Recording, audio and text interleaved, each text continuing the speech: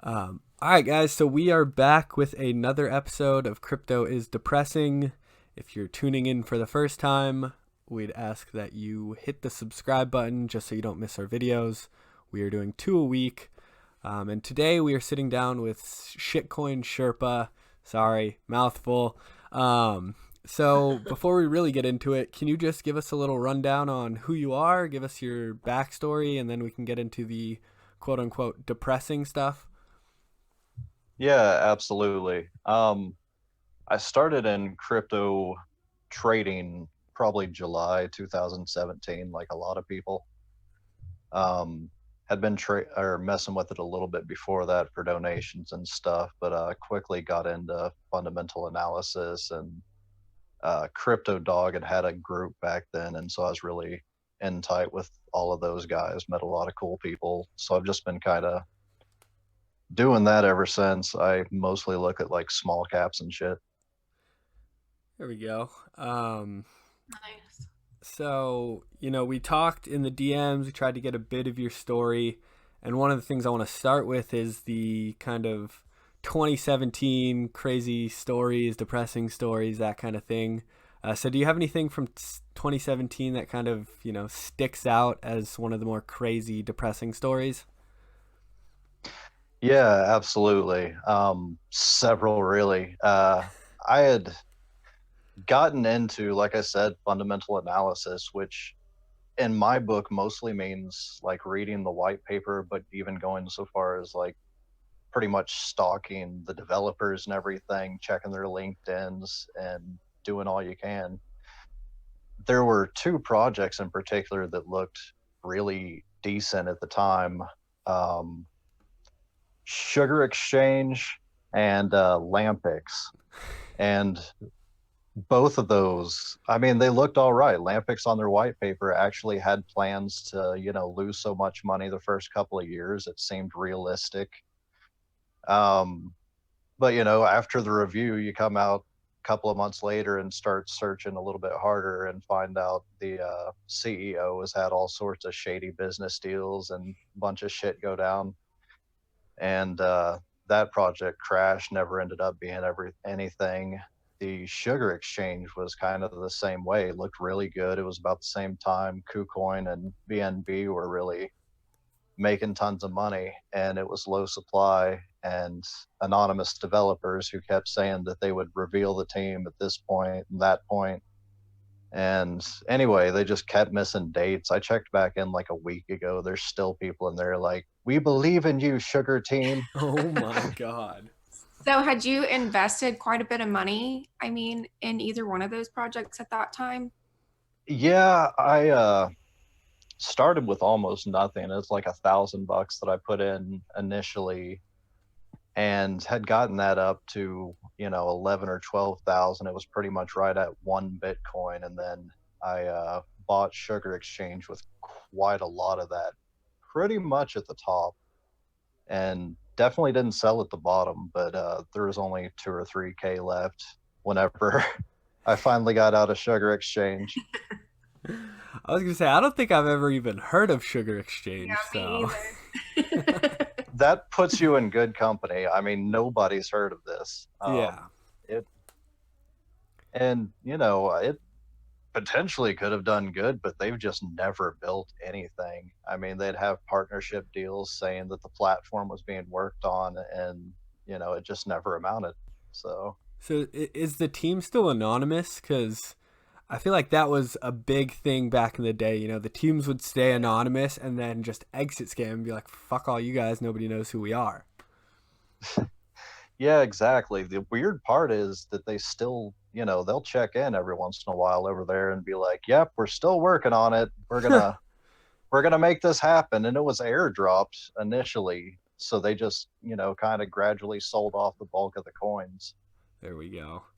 So can I go buy some Sugar Exchange coins or tokens right now? You can get in the Telegram and probably get a really good deal on those. Deeply discounted. Right. Yeah, they were on Coin Exchange, but then of course that closed, and that was the last place I think that had them listed. There we go.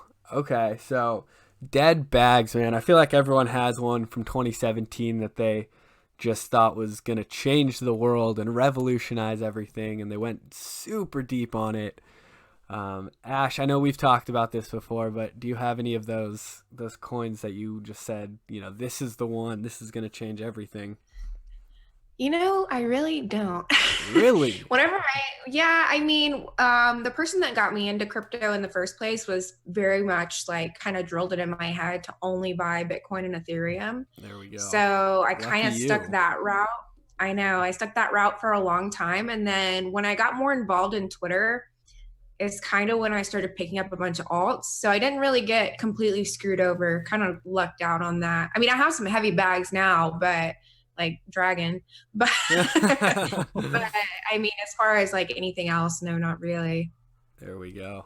Yeah, I got pretty deep into Omise Go. We've talked about it before, and I just want to say, fuck that team. They're still working, quote unquote, but I don't know. It's been 2 years of a lot of nothing burgers. Yeah, that's. I didn't know. I know that we talked about Sherpa when we talked to you like in DMs about some of your past. Did you want to get into that, or did you want to just kind of bypass? Yeah, whatever. No, I mean I'm an open book, so. Yeah, please tell us a little bit more. You talked about a buddy who. This is a pretty heavy topic just for anyone who's listening. I kind of have a hard time talking about this stuff. I know it's happened to you. I know it's happened to a lot of other people.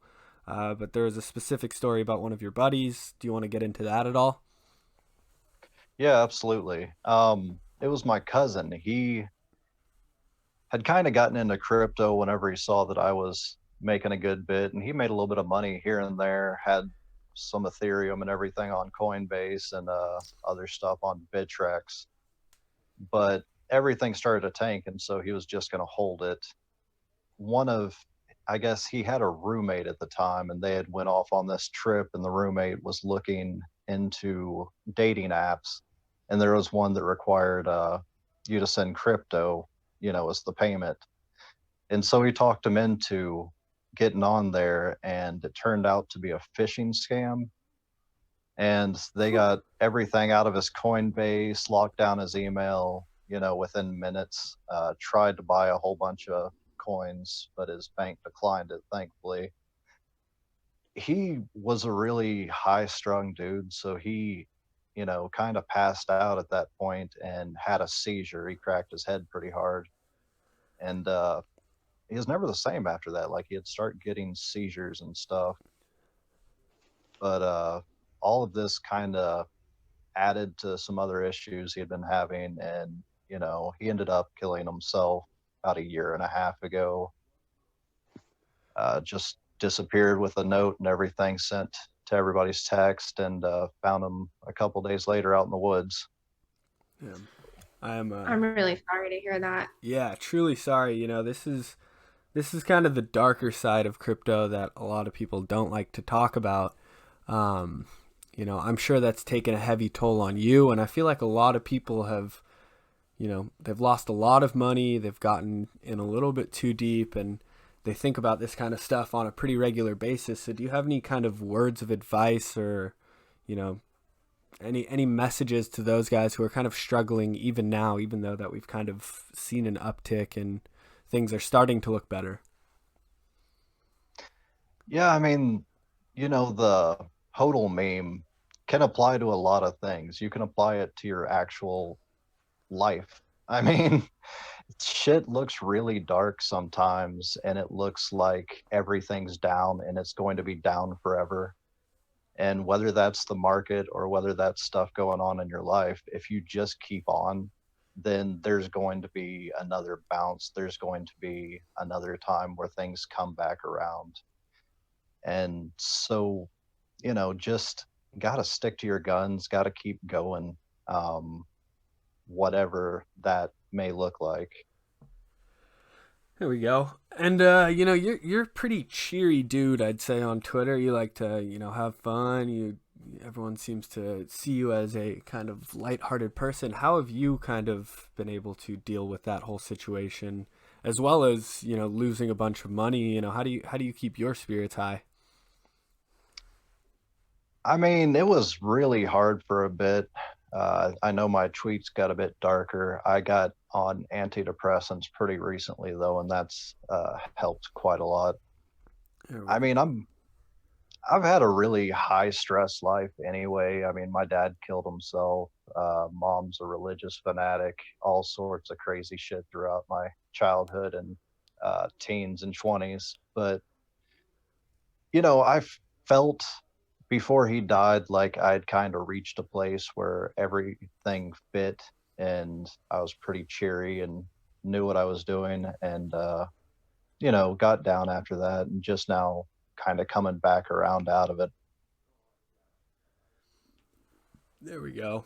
Well, I'm glad to hear that you're feeling better and things seem to be going up. I mean, it's pretty heavy stuff, but I think a lot of people struggle, whether it's, whether they're in the industry or not, with different kinds of mental health issues. So I think sometimes it helps to know that they're not the only ones. Yeah, no. Yeah, absolutely. Yeah, I was just gonna say that's kind of been the great thing about crypto Twitter for me is I've shared little bits and pieces of this stuff, you know, with everybody on there, and the number of people who have gone through similar things, the number of people who've been homeless or had a gun pulled on them or any of this other shit would just surprise you. I mean, I run polls and ask for stories, and it just blows your mind how similar some of our experiences are, and there's a comfort in that, I think. 100%, which is kind of another one of the reasons we started this show is, you get to come on, you get to talk about your story. A lot of people like to make it fun. It's lighthearted, even though some of the stuff that's happened has been really shitty.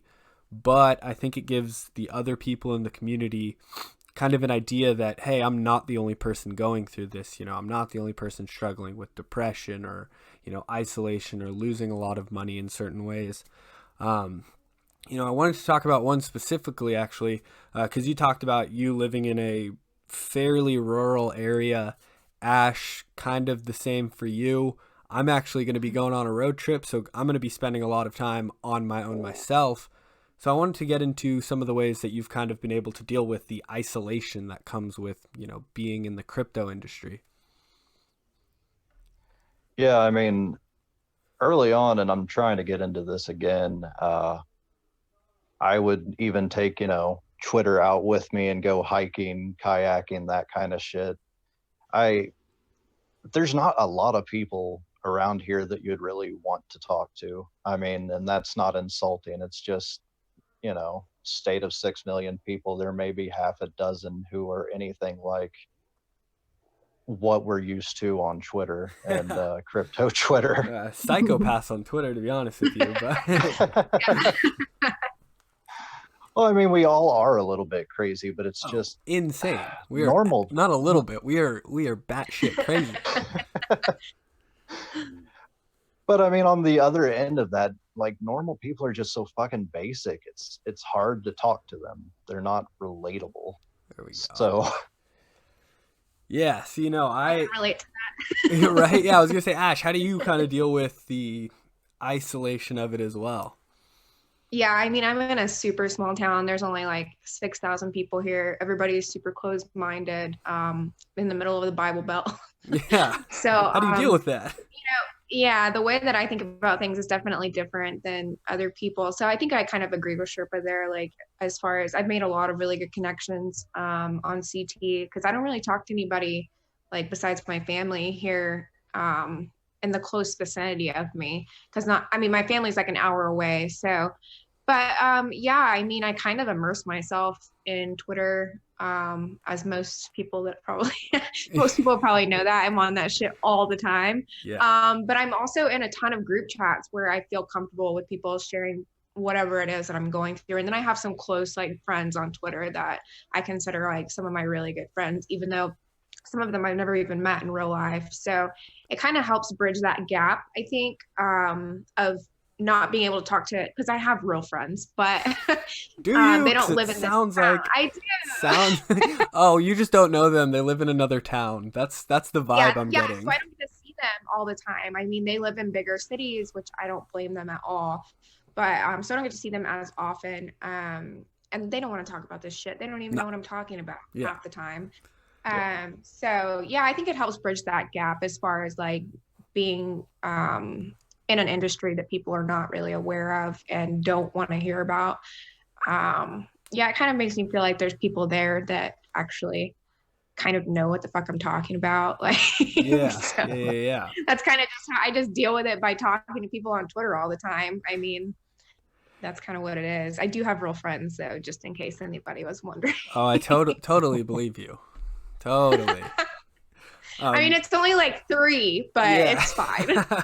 Yes, you know, I'm a full-blown Twitter addict as well. I think we're all very sick people because we isolate ourselves and just stay on Twitter. You know, like I live in a bigger city. It's suburban, but like I spend, you know, as much time as I can out, but talking about, you know, cryptocurrencies and finance. It's, you know, my group of friends isn't really into that kind of shit.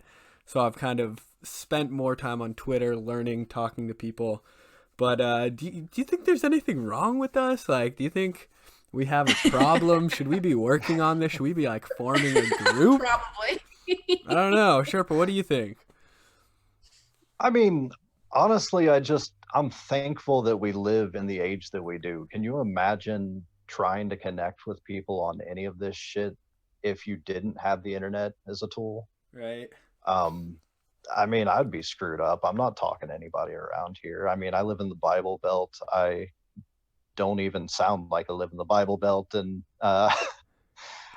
people think that I'm a fucking Yankee around here. I mean, it's rough.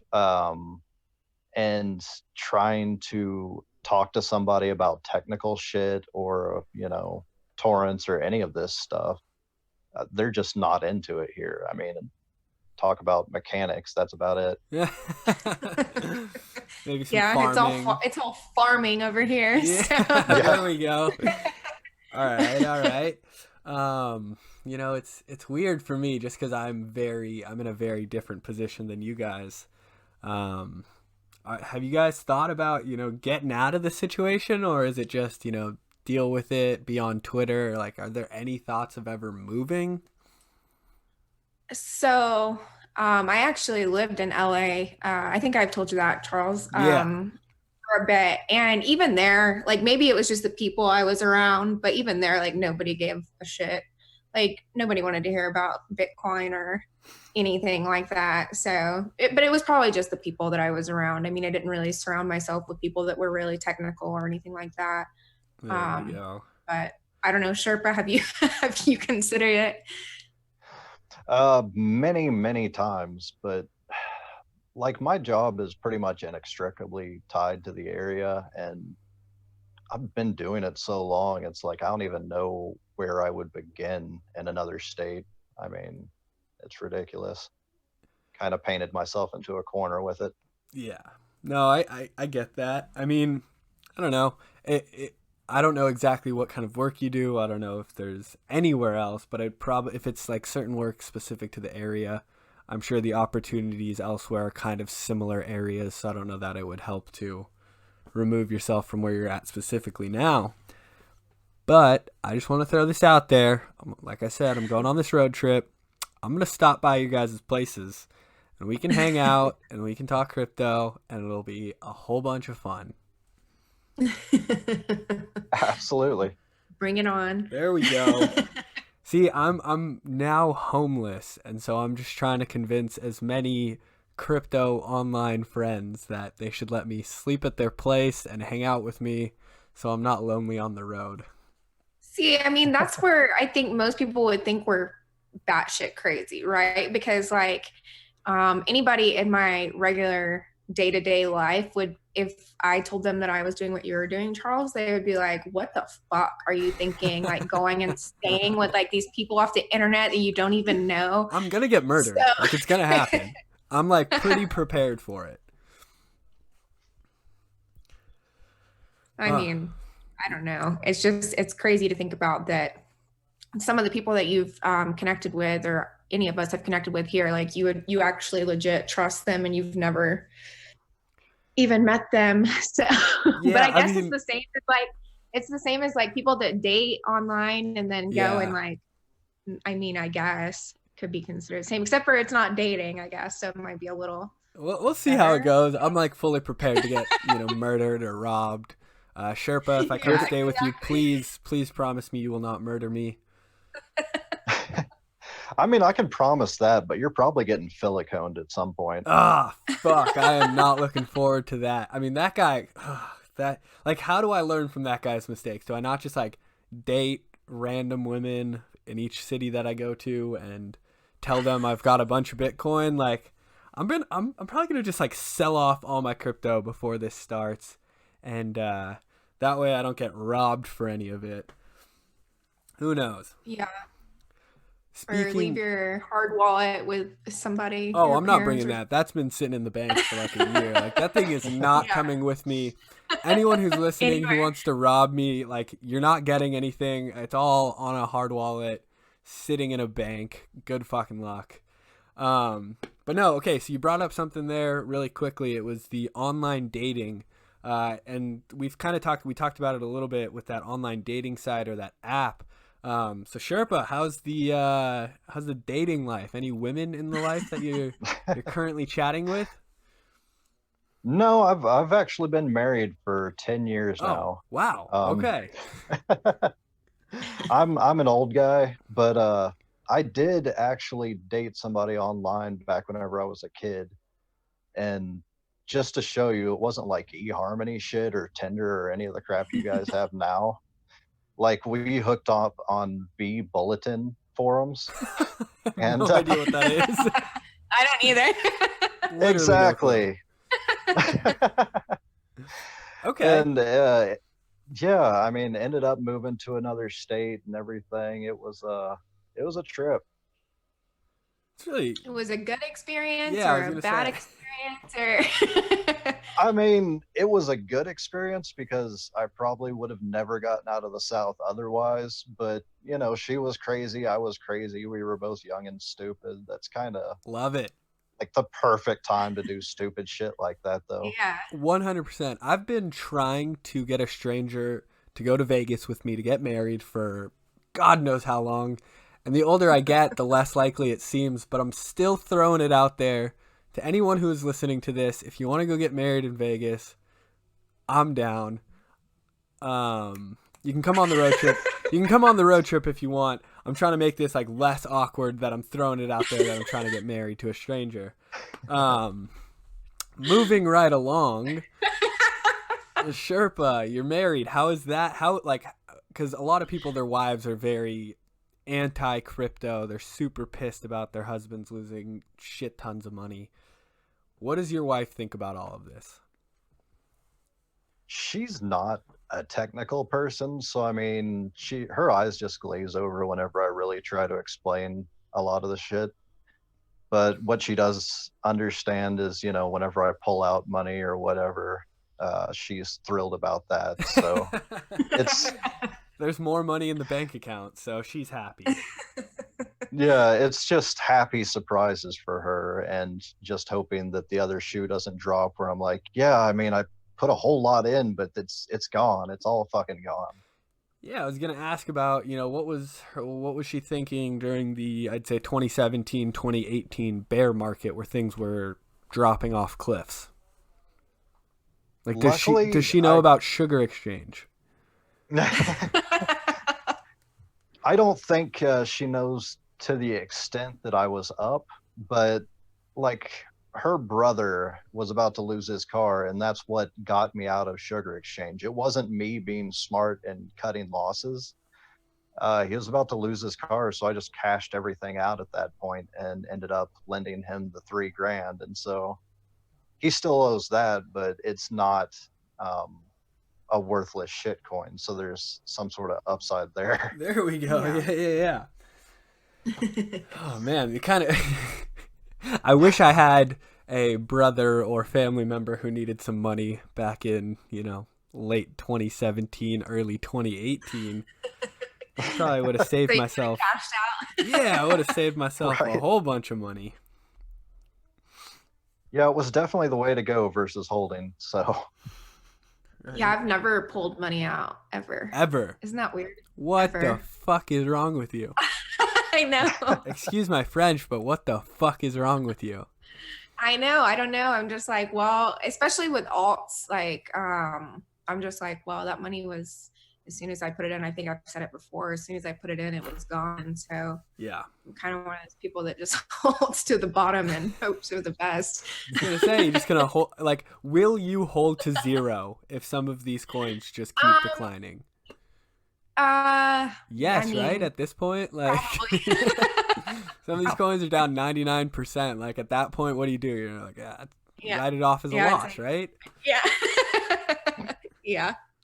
I mean, I think once I hit there, like I have a certain point where I will take money out, but right now it's like, I'm just sitting on things, whatever. There we go. Sherpa, what's your portfolio looking like? Pretty sparse right now. I'm just trading on, little bits and pieces that I've worked back up. Like I said, I mostly do low caps and everything. So for a while, I was trading on Centivate and a couple of others over there on Stex, but then they started requiring KIC, so I dipped out of there. Mostly just, I got a couple little low caps that I've been trading back and forth on swings and averaging that up. So that's been going pretty well. There we go. No, nothing in the long-term hold bag, or do you hold like Bitcoin at least, or is it all pretty much just low cap trading? It's pretty much just low cap trading. I mean, I guess 2017 kind of wore me out on the whole holding thing. Yeah. Because there were so many times where I knew something was going to swing.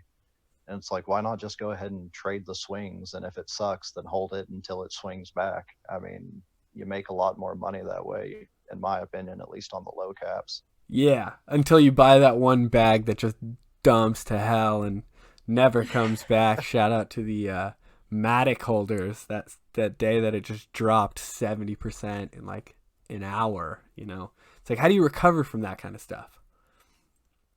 Yeah, luckily, I guess Sugar Exchange and Lampix really taught me to do a lot more research. There we go. I mean, if I go back to my old reviews and stuff, they're like 2, 3, 4 pages. The last review I did was of Centivate, and that's like 12, 14 pages long. Oh shit. Okay. So You're doing a lot So- more fundamental analysis than I am, and I'm assuming, Ash, you are not huge on fundamental analysis. Yeah, I don't even know what half the shit I hold. Like, what's your process for buying a new coin? I just talk to a bunch of people. So strictly the word of others.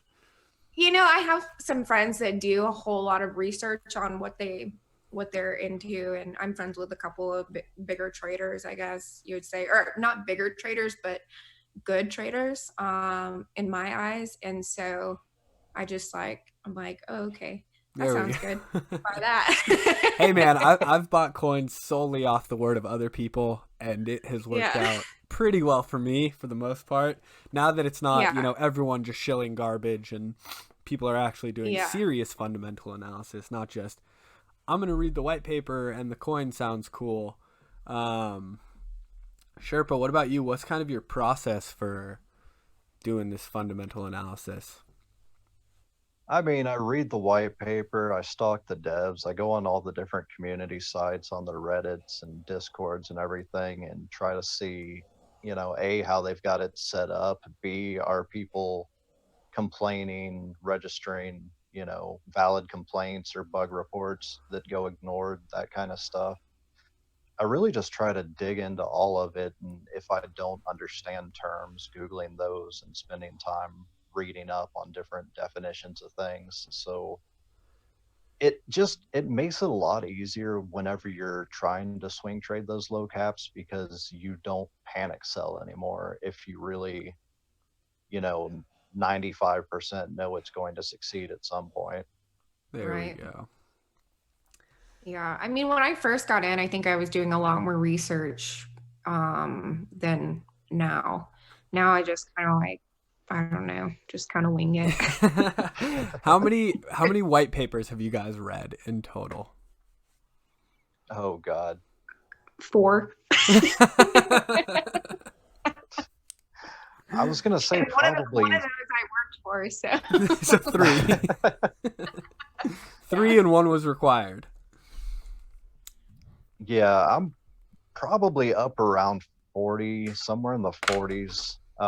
Some of them, you know, over that amount, you'll read the first page and you can automatically tell that it's just dog shit and filler. And it's Yeah. like, I don't need to go any further. There we go. Yeah, I've read maybe 5 tops. I'm not a big fundamental white paper kind of guy.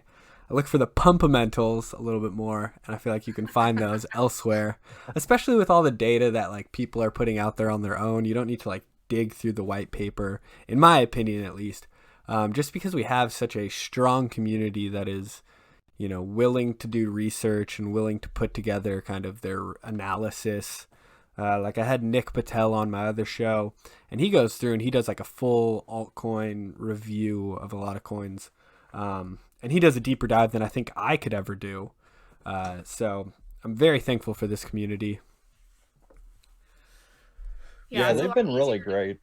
It's a lot easier to just read, like, you know, an article about Right. it than having to like, dig through the whole white paper and all the tech that's behind it. And like, I don't know. It's just a long process. So Ash, people are probably cringing at the two of us talking about the fact that we're not going through these white papers ourselves. It's just like, fuck, man. I got other shit to deal with. Yeah, Sherpa, it's just a lot. It's like information overload and stuff that like, I mean, I don't necessarily care about. Oh, that's rough to say. Sherpa, you're kind of in a league of your own here, so sorry we can't get into a deep dive of fundamental analysis with you. That's all right. Like fundamental analysis doesn't really make you money. It's the TA and the PA that make people money. Like all fundamental analysis really does is keep you from losing money on projects that are complete shit, really. Yeah. And gives you a little bit of peace of mind if you're swing trading. And it's fucked because even that, it's like we've all heard the saying scams pump the hardest, and you know a lot of us have kind of seen that in the market. You know, the white paper could be dog shit, the coin can be like a complete scam. You know, BitConnect pumped fucking huge, and it was a complete scam. It was a Ponzi scheme. So it's, you know, it's hard knowing that, okay, you've invested in this wonderful coin that is, you know, revolutionary with its tech, and then you see dog shit like, you know, Tron pumping. It's hard. Yeah. It's hard. Yeah, Tron's exactly who I was thinking of. Yeah, sorry if I'm calling anyone out. Don't come after me for calling out Tron. You know. I actually just got an email today from Kraken saying that they're listing Tron. And I was Get the like, fuck out of here. Wow. After everything that's just happened with Justin Sun, man. That guy is a lunatic. Yeah, I'm just like, yeah, literally today. I love Justin Sun. I respect his just like willingness and ruthlessness to just do whatever he needs to do to pump his coins and make money. So shout out to Justin. If you want to sponsor this podcast, get in touch. I'll have my people talk to your people. But Sherpa, okay, we got 5 minutes left. Ash, do you have any other questions for him? Or Sherpa, do you have any other, you know, quote unquote depressing stories you need us to know? Or good stories. I mean, we always try to... Fine. Yeah. We always try to wrap it up on a good note. So if you have something good that you want to say, or if you have another depressing story to tell, go for it. On the topic of like scams pumping the hardest, the funniest thing, were you guys around for Dennis Rodman doing the Potcoin shirt? Yeah. Fuck yeah. That was by far like my favorite night in crypto. I was in there with all the people in Crypto Dogs Discord, and we were just watching it live. Some people were getting in at different points and everything, thinking it's just gonna moon that night. And then he gets on, and we're all watching live as he just blathers and blubbers his way through the conversation incoherently, and you don't know what the fuck he's talking about. He didn't know what the fuck he was talking about. And he's just like, Kim Jong-un this, and you can watch the cells happening like every time he goes to say something. Right. Yeah. There we go. All right. So a depressing but funny story. Very lighthearted, you know. Anything else you want our audience to know before we go? No, I've got a podcast I recently started, this Crypto Life Pod. Definitely needing guests. So anybody want to hit me up, I will talk to anyone at this point. There we go. It's another depressing story, starting a podcast in 2020. Yeah. Exactly. I still don't know why I started my first one, and then to start a second one, I just am I'm losing my mind over here. As great as you are, Ash. I mean, I just didn't have anything better to do. So. You're like, I don't have friends in my city, in quotes. Yeah. You're like, I need something to fill the time. Yeah, my town of 6,000 is so busy. I Right. mean, there's so many things to do. Oh, I can't wait to get into that town. Sherpa, I'm going to be in your city at some point. Can't wait to see you. Absolutely, man. It'll be great to see you. Right on. Again, man, really appreciate it. Ash, any last closing statements? No, I mean, thanks for coming on, Sherpa, and talking to us. And some of the stuff we got into is pretty heavy. So I just wanted to say thanks for, getting into that with us. And I think it'll help, maybe help some people that listen or watch or whatever feel not so lonely. But yeah, I just wanted to say thanks for coming on and sharing that part of your life with us. Absolutely. Well, thank y'all for having me on. It's been really great, talking about all this stuff. Yeah, Definitely. It's definitely nice to have other people to talk to and get it off your chest. And for anyone who's listening, I know this episode did start on a very kind of dark and heavy note. But as you can see, we're all kind of smiling and laughing and, trying to make the best of our shitty situation. So, if any of you guys are struggling with anything, reach out to any of the three of us. I'm sure we'd be willing to help and talk. And I'm sure someone else has gone through a similar situation. So again, Sherpa, thank you so much for coming on. Yeah, thanks. Yep. Thank y'all. Talk to you in the Twitter sphere. Yeah, there